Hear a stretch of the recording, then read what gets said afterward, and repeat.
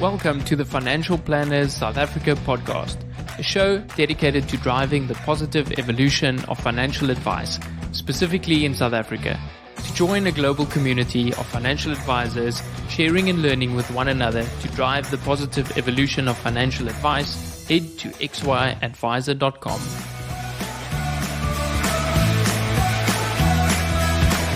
Portfolio Metrics is thrilled to bring you this podcast in support of our common passion, people, and the evolution of wealth management. Our global business links precision investment management to expert financial advice through partnerships and technology. Portfolio Metrics is an authorized financial services provider. AssetMap is a proud sponsor of this podcast. Are you looking for the next big thing in advisor technology? AssetMap is used by thousands of financial advisors to help create more meaningful conversations with clients. See for yourself how AssetMap is leading the next phase of financial advice delivery. Learn more at asset-map.com/Louis for a special listeners discount. This episode is proudly brought to you by Alan Gray. They say it's important to live for today. Although that might be true, we can't forget to plan for tomorrow. There's a lot of it left, after all. Alan Gray is an authorized financial services provider. Visit www.alangray.co.za to learn how we build long-term wealth for clients.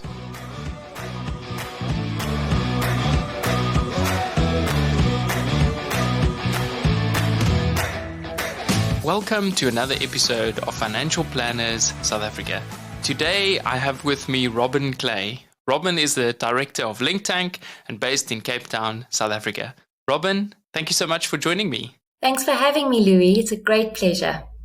Robyn, before our call, we got all excited about the future, and you said that you spent a bit of time abroad looking at how countries were positioning themselves and kind of at what did you call it, the World Expo?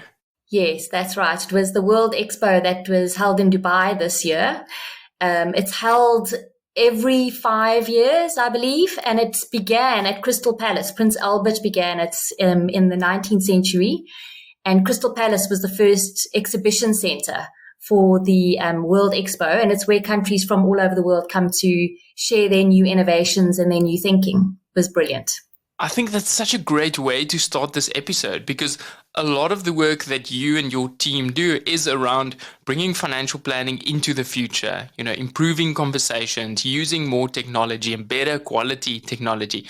But before we jump into that, give us a little bit of a background of how you got into financial services in the first place. Well, very interesting. I actually studied to join the diplomatic corps. I wanted to travel more than anything else when I was at university, and ended up finishing varsity and then going to the UK.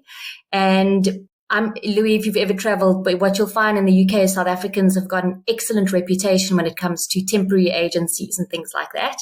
So you go and sign up at a temp agency, and I ended up getting all of my contracts at financial services organizations like Chase Manhattan Bank and Citibank and various others.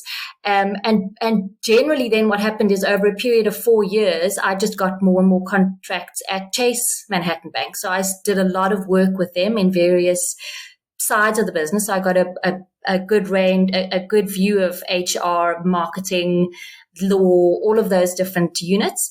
And so my experience just became a background in financial services. So when I returned to South Africa 4 years after I'd spent 4 years in the UK, I started working in financial services, mostly from a marketing and PR role. But the key reason why I'm sitting in the position I am in now is I joined Axis many, many years ago in the marketing and PR role, but found that I was more inclined or more attracted to the technology side of how we can use technology to really support financial advisors to deliver their value proposition to their clients. And as things grow and as things change, technology just helps the evolution flow more quickly. So it just became an area of interest to me. And I think it's the area that we can use far more usefully to just create change and evolution in financial services. So it supports that. And so that's why I ended up supporting our strategic partners with the systems that Access provided to those strategic partners. And obviously then we were bought by Old Mutual Wealth, and I was involved in all of the systems changeovers at Old Mutual Wealth. And that's really where I ended up joining Linktank. From the financial services perspective, we've got people in our business that are more focused on tech and people that are more focused on the financial services side. My particular skill is that I don't understand tech very well at all. It takes me a while to get to grips with it. So I think my superpower is just helping people adopt technology, because it can be scary and it can be confusing. And when you're doing a day job, it takes a lot of time and energy to try and get around how the technology, when I'm going through a period of change, really makes my life better and not worse. And I think a lot of financial advisors will tell you that their experience is never a good one. And any kind of tech change is extremely uncomfortable. So I like to operate in that kind of space and just try and get users to make friends with tech, if that makes sense. I love how you put that, to make friends with tech. And, the change management process is difficult. I know, especially in our business, when there's a new tool, people want to run for the hills because, there's just another thing. And in our industry, we almost have a fixation of trying to find this holy grail, the one tool that will fix everything. Why do you think that is? Why do people fixate on having to find just one tool that can do everything? Well, because of the integration aspect and the amount of times that you've got to re-input clients' details. If you've got a number of different tools, it does increase the amount of admin that you've got to do inside your business, and it does disintegrate your database. So you tend to, I think my view on it is ideally you want to have one place where you're entering your client's details in once, that then speaks to the entire stack. And that, of course, is the silver bullet that doesn't exist. It's that unicorn out there. And generally what people do is they tend to sign up for these very large, complex pieces of software for exactly that reason. They want to have one piece of software to do everything that they need it to do. And one piece of software never does anything perfectly. It never does everything perfectly. So there are always compromises that need to be made. A piece of software can offer compliance, CRM, practice management, planning tools, but it's always going to fall down in one of those areas because it's not an area of speciality. So I think that's why. I think that the main reason people want one thing, and obviously different pieces of tech work in different ways. So you get used to working a certain way in one piece, and then you've got to get used to working a different way in another piece. And that could be the reason. There's just this perception if I have one piece of software, I'm going to be accustomed to the way it works for me. And, despite what module of it I'm using, that could be almost oversimplifying the solutions in our practice and saying, okay, if we can just have this one piece. One thing that often pops up is how complex independent financial planning practices are. We're dealing with multiple product providers. You're dealing with very different service models. What have you seen work out in the industry where people have managed to, craft a solution specifically dealing with product providers that have simplified their lives? I think, to be fair, we don't work with a lot of advisory practices that are working. They're coming to us because it's not working. So we get exposure to certain practices that are working, and I think in those cases, they are the practices that understand the non-tech side first. So they understand what they want to offer their clients. They understand their clients and the different tools that could appeal to those clients. They understand what their business processes are before they even try to use this as a piece of tech to automate that business process. And they understand the amount of effort it's going to take to get the tech to work for them and their business requirements, rather than just going, I think when it's not working, what we've most often seen is people or advisory practices using a tool, trying to adapt their business to make the tool work for them. It doesn't work for them. They get tired of it and they swap it out and they use something else. And then they've got to go through that process over and over and over again. So it's one of the things we always try and drive with the practices that work with us is get to know your business first and what your business needs first before you make a decision about what tech to use to make that business work better for you. So is the technology really just the final tactic? It's almost like, hey, this is the strategy that we need to come up first. It's like dealing with clients and they say, oh, just give me the best unit trust or give me the one that'll fit in here without a financial plan. It's absolutely that, Louis. And I often feel like what the type of consulting that we do with our advisory firms is very similar to what advisors are doing for their clients. So I'm sure you'll have had a client going, tell me what's the best unit trust. There is no best unit trust, right? Like there is no best piece of software out there.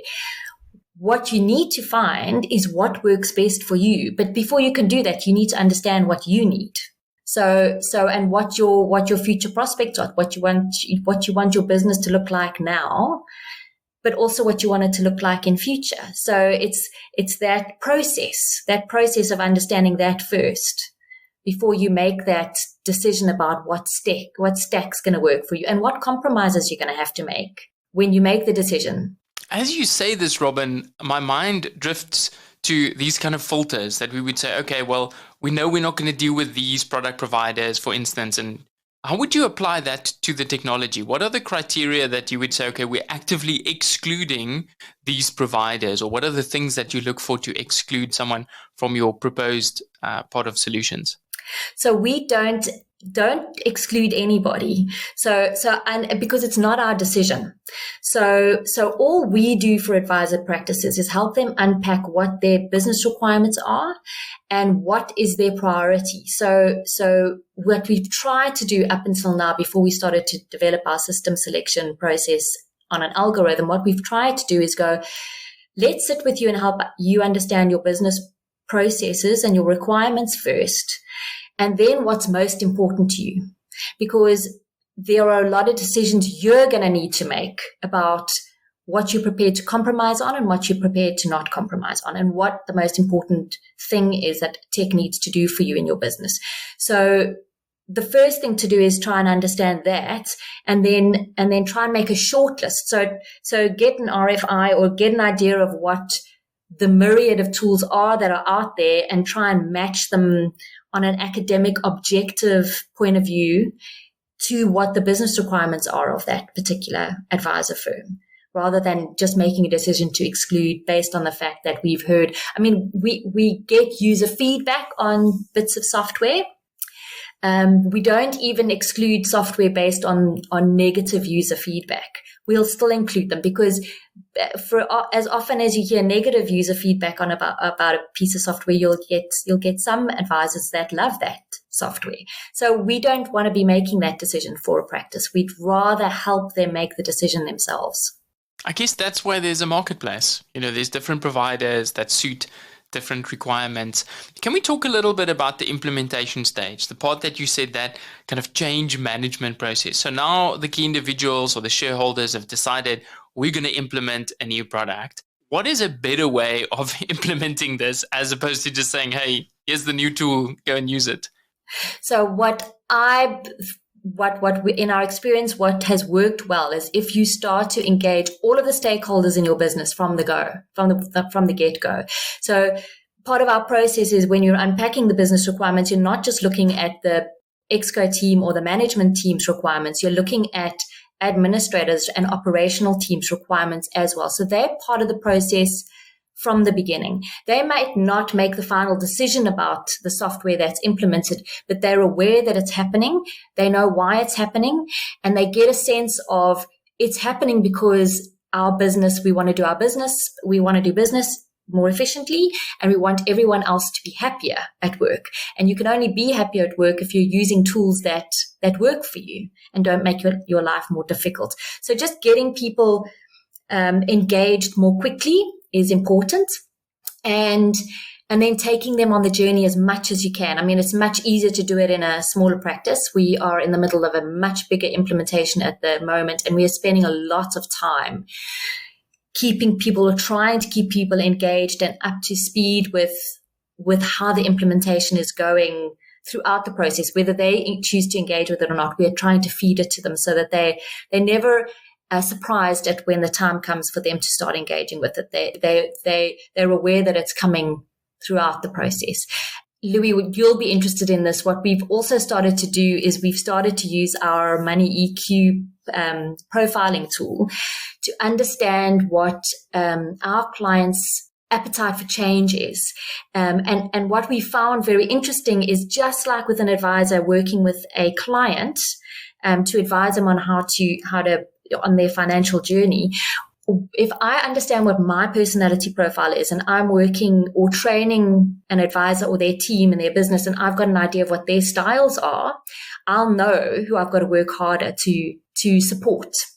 And I'll know how to communicate with them so that they're getting the message that makes sense to them, if that makes sense. So we've been using those tools ourselves in our businesses to try and really get to know the human being behind the tech, because I think what's always a big bugbear for me, because I struggle with technology myself, is so the people that are very excited about technology or interested in technology can't understand that somebody can't be, and they can't connect with how scary and how uncomfortable it can feel to now have to have your usual workload as an administrator, for example, and then have to now go and learn a whole new piece of technology. And I think we skip over people because we don't want to waste time. It just feels like, I see it, I see the value, I think it's wonderful.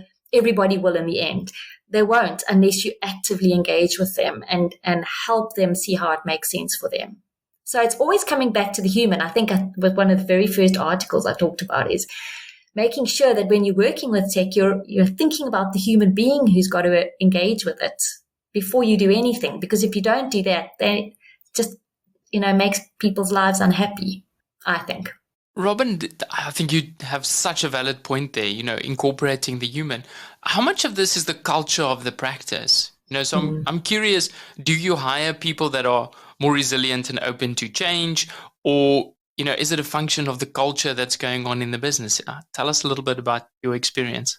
That's an interesting question for me, Leah, because I've never actually thought about it this way. We kind of go in as objective consultants working with the practice that it's already got a culture in place. But it's absolutely true. You're going to move into an advisory practice, and you're going to know whether the stakeholders in that business are going to adopt that technology very quickly by knowing how the relationships are between the management team and the staff members inside that business.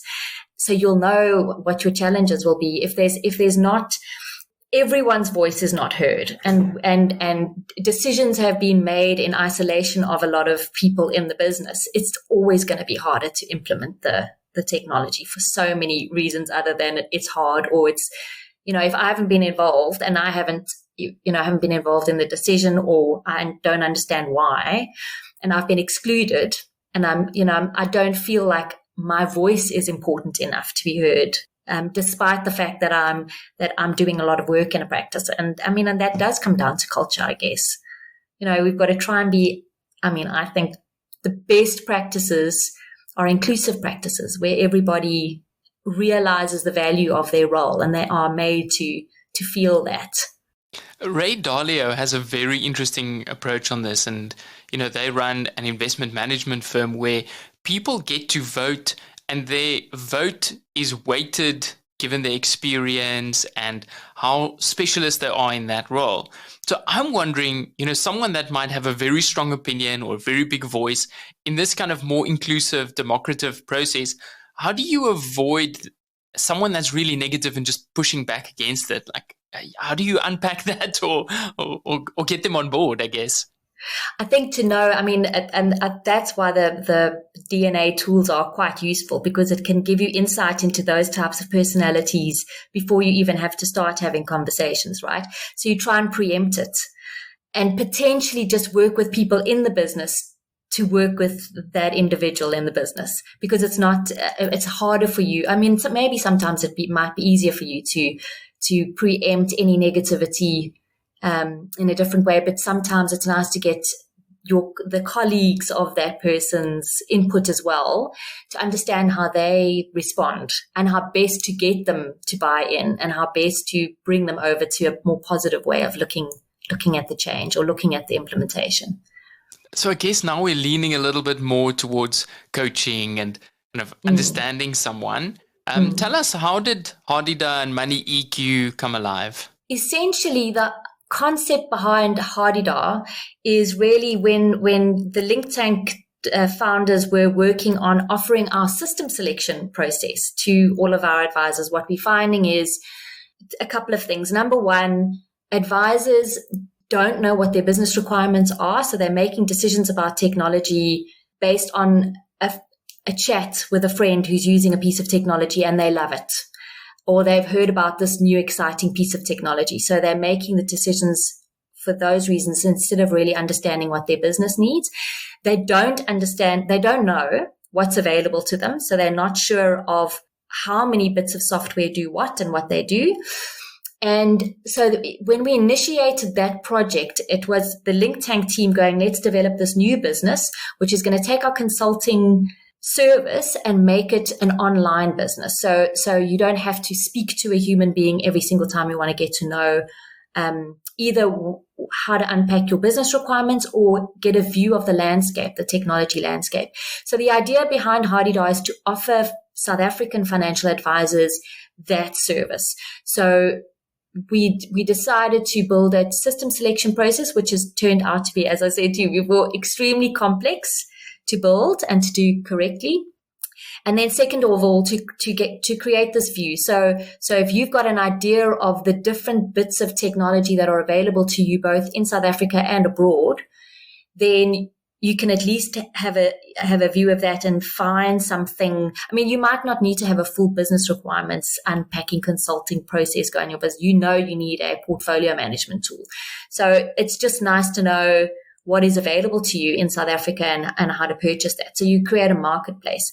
So that's the initial idea behind the Hardida platform, and that's the solution we want to offer to advisors.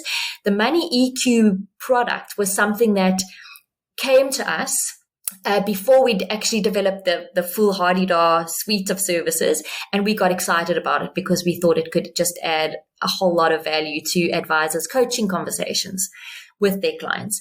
And we decided to make it available to advisors in South Africa, just as one of our tools. So the idea as you'll see the Hardida solution evolve over time, is you're going to see a place that you can come and understand what your business requirements are. It's going to be a place you can get a view of a landscape of software providers that are available, and that you can even purchase some of them through the site. Almost like an Airbnb for software in South Africa. So that's where Money EQ came along, and we've started off by making the assessments easily available for advisors. And we think what has worked quite well is that you don't have to purchase a full license to use that software. It's a pay-as-you-go type event, and we're hoping we can make it easier for advisors to access those kinds of tools as and when they need them, than having to always have to buy in completely to a piece of software and pay for it even when you're not using it. That was the idea around that as well. I have to ask, where did Hardida come from? When we always felt like the Hardida is it's a bird that is disruptive. So that was always what we wanted to do. They always make a noise, and they make it at the most inconvenient points in time, and they're loud. So I think we've always the team at Linktank have always felt like we are very often that voice that is inconvenient to be heard, because we're always saying the things that sometimes people don't want to hear. And so Hardy-Dart just suited us. And of course, it's a bird, and a bird has wings and can fly, which is cool. But rather, the fact that it makes a big noise and is disruptive is that brand and it's profile. Very South African. Yeah, and it's very South African. It is. So, okay, so you've built this kind of product as a service. It's a platform that you'll be launching that someone can be guided through to determine what is the software tools that they actually need. How do you monetize something like this? Is it kind of more, okay, we'll just get sponsorships and you'll be able to advertise your different product solutions, or will there be a paid structure, or are you still in the process of figuring that out? Well, technically, advisors will pay for the services they buy. So when you want to go through, there'll be various packages available. So you can, depending on how large your business is and how much consulting you want to support, whatever the algorithm spits out at you when it comes to a system selection process, for example, you can buy various packages. The idea is that it will become more available because it's less expensive than the manual process that we currently undergo for clients. So it can be a very expensive, time-consuming process. So what we've tried to do with the algorithm is make it more automated so that it doesn't cost as much. So we're trying to make it that consulting or that insight more available to more advisors, especially the smaller advisor firms. I think it's something that's very needed. Yeah, there will be, and then there will be, depending on the type of tool that's available, there'll be different packages. So you'll see Money EQ will be still the pay as you go. Some tools, maybe you'll only ever use that tool when you want to use a calculator for a particular event that you might want to use it for. And some tools will even be free. So I'm sure Asset Map won't be too cross if I'll say that their wonderful new estate planning tool, we will hopefully have those kinds of things available for advisors to come and find on the site more easily. So that one place that you can go and find everything when it comes to the world of your advisory practice and the software that's available for you to use in it. Robyn, which category of software, specifically in financial planning, is lacking the most? We often have questions around CRM, and I think there's a ton of great CRMs out there. To me personally, the consolidated reporting is still one that's lacking. The central, kind of portal for clients to log into is lacking. Like, what are the areas that you find lacking specifically in South Africa? Exactly what you've just mentioned. I was going to go number one is that consolidated reporting, that unicorn, and that's mainly because of the way we handle data in this country, because we haven't, at the moment, a client doesn't own their own data. So a client can't access all of their data. They've got to go through an advisor, and an advisor's got to go through a product provider. So the entire industry needs to actually shift when it comes to data and how data is supplied to clients. So I think in the UK, when we're looking at things happening around open banking and making data more available and ensuring that product providers are making data more available to their clients more easily, will hopefully shift that. Because unless that business principle changes, and unless we as an industry, as a full financial services industry, understand that the data doesn't belong to a product provider. The data belongs to the clients, ideally. So that's not going to change, but 100% that really prevents any software provider to be able to offer a consolidated report easily, because they've got to collect data from different product providers in different formats. So it makes it extremely expensive, and that becomes prohibitive for most financial advisory practices to offer. And then many of the product providers don't even make all of it available. And you don't, and very often as an advisor, you don't even know everything about your client. It's difficult to make sure that you're on top of everything that a client is invested in. So there's that. And then that desperate search for a client portal or something. We've been speaking about robo-advice for how many years now? I think 10 years, surely it must be 10 years, more than 10 years. We've been talking about how we're going to make this available to clients where they can go in and there's a certain amount of advice they can access for themselves by using certain software tools. We've never gotten it right yet. So that's a big area for disruption to come through. And it comes down to, for us, also something we're working on is having that that one portal that data can flow into and be stored in one place so that can be accessed by clients and by advisors more easily and can integrate with other software tools. So integration, number one. And I think even if we could get the integration challenge met, then that can really help us meet the consolidated reporting challenge and the client advisor portal or their client portal challenge. Because obviously, Louis, and I'm sure you feel this, you don't want your client to see data that's not accurate or isn't clean or doesn't make sense. So, and we can't do that at the moment yet. We can't give a client that full view of their world because you just can't be sure you've got everything there. And also, we haven't seemed to be able to, there's so many apps out available for consumers to consume. We haven't managed to find a tool, or we certainly haven't, to find a portal tool that we feel consumers would want to use. I mean, you see a lot, but I think a lot of the advisors we speak to when it comes to client portals, they get very excited about client portal. But then you're always having the conversation around, but my clients won't use it. So I'm not going to pay for it because my clients won't use it. So there's that perception that's out there as well. So I guess until we get clients using client portals, we won't really know what the best client portal is because we won't have that experience yet. So we are sitting with this, and we've been sitting with those challenges since I've been in the industry. They've always been there. I'm pretty sure the banks faced a similar problem when they moved to internet banking. You have this pushback against, it's not safe. I can't do this. And until it becomes commonplace where everyone does it, and people start closing branches and saying, okay, well, we're moving completely digital. And so this evolution is going to be very interesting. I want to debate a little bit this idea that everything should be integrated. Now, when is integration too much, or when is the cost of integration too much that you have all your data flowing through? And is there maybe a cheaper alternative to just push like a part of the information that you have for that client into a very specific tool? Yeah, the cost at the moment is prohibitive.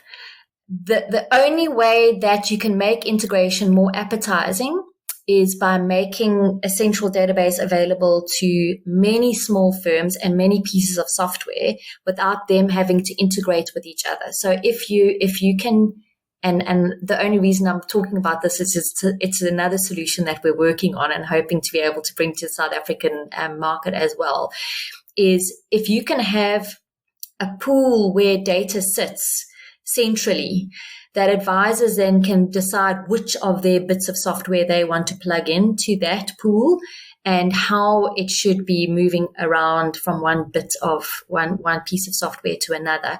If you can create something that is really centralized, if that's making any sense, if that is really centralized and you can get a number, you could just get a broader audience and you can get as many software providers to plug into that and as many product providers to plug into that or even data aggregation tools to plug into that, then potentially you've got a solution that becomes more flexible. So it enables you. So I think traditionally the way we're integrating at the moment is we're going, that CRM tool is going to integrate with that planning tool.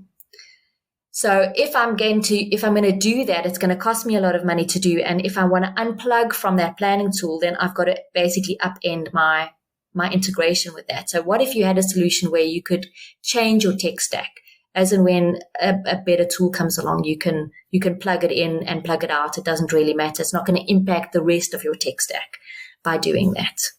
I hope that answered your question. It's a complicated question. So it almost sounds like we're asking the wrong questions. We're saying, how do these tools speak to each other, as opposed to how do we give our end clients the ability to move their data around and then just plug into that? Is that what you're saying? Yes, it's about the data. So the data is available and it doesn't really matter which tool I'm using. How do I get into the data?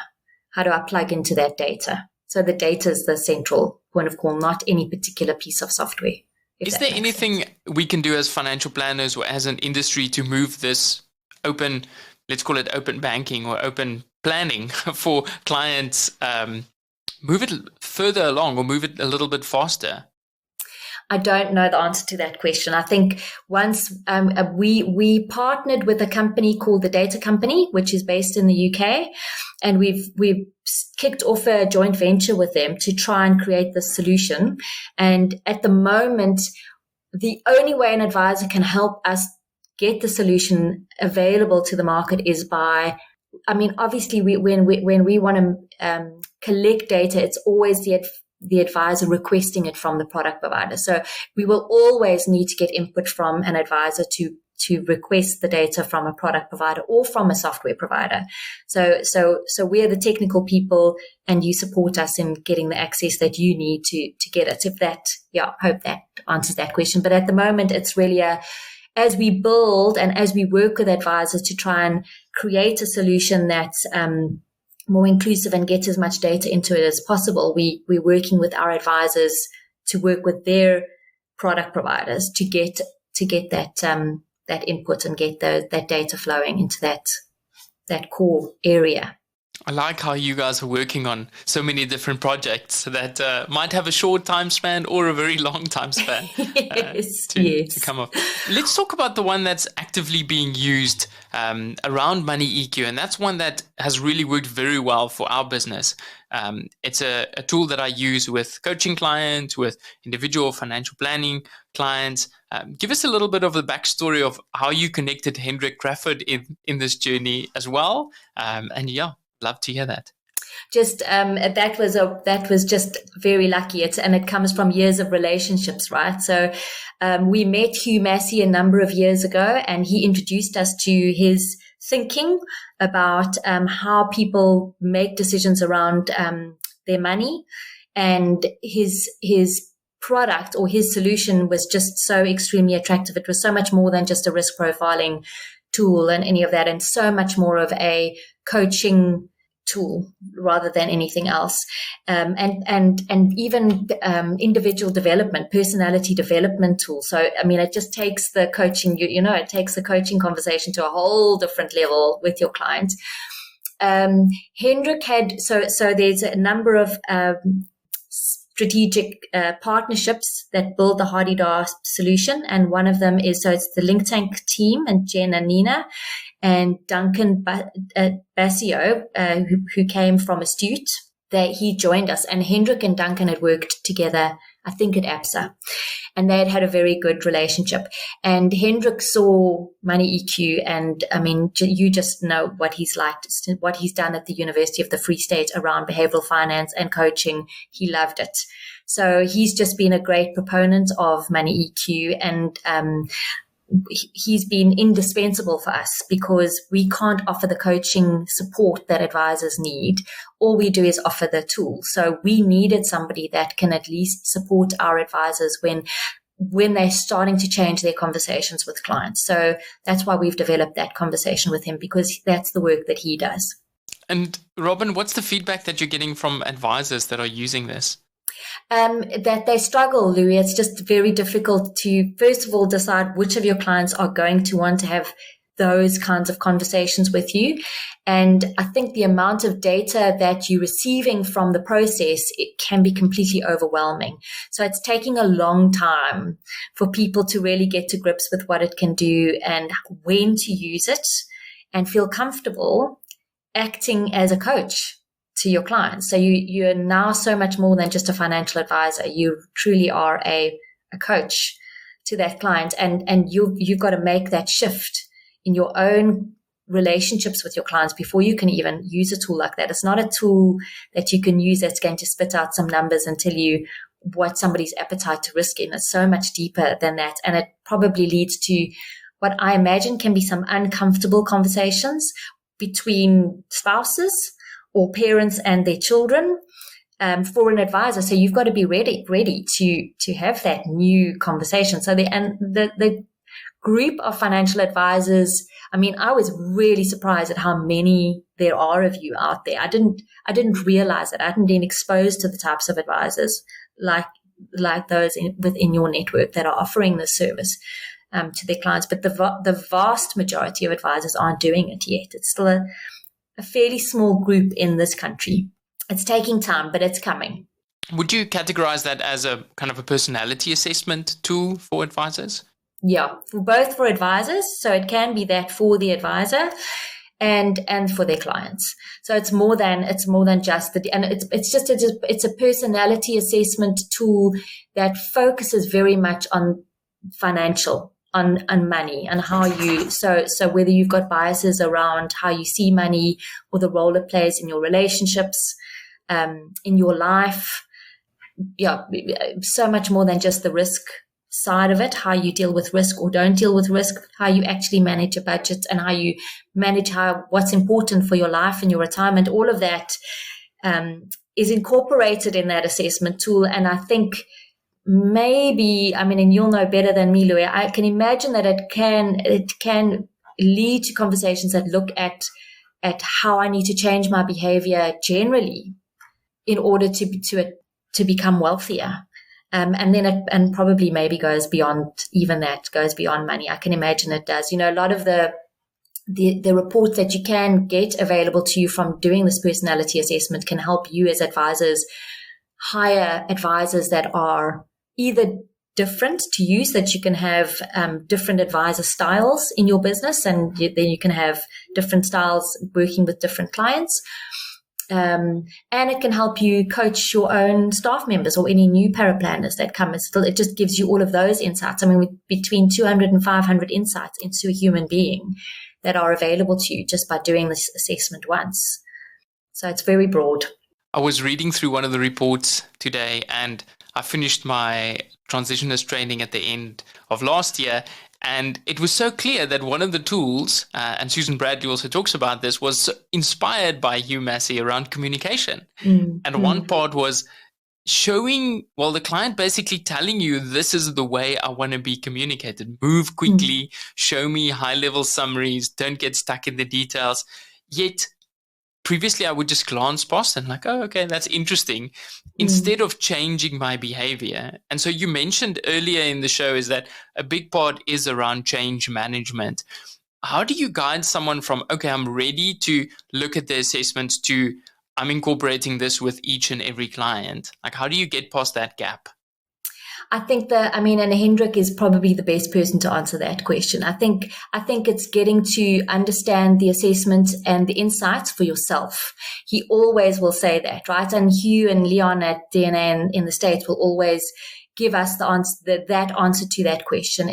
It's do it for yourself and your closest friends and family first, get comfortable, and then start to move to your clients. And I think, what we're hearing from a lot of advisors, both here and in the States, the ones that are really using DNA a great deal in their practices, they're not always using it for every client. They only use it for certain clients who they know are ready and will be responsive to the insights that they're working with. So I think it depends on your relationship with your clients. It doesn't have to be every single client. I've recently been chatting to advisors who have got various assessment tools inside their practice. And depending on the type of client they're working with, they'll decide which one they feel will work best for that client. So I think it just comes from trial and error and practice. I had an interview with George Kinder, who's the founder and the grandfather of life planning. And his comment was that life planning starts with you. It starts with you going through creating a life plan and creating and crafting that experience. And I'm hearing the same. It's like, do the work on yourself first. And there's also a place where you can just use some of the information without unpacking all of it with your clients. Yep. If a listener is interested in seeing how this would work or sign up, what's the best place for them to start in terms of like, where do they go?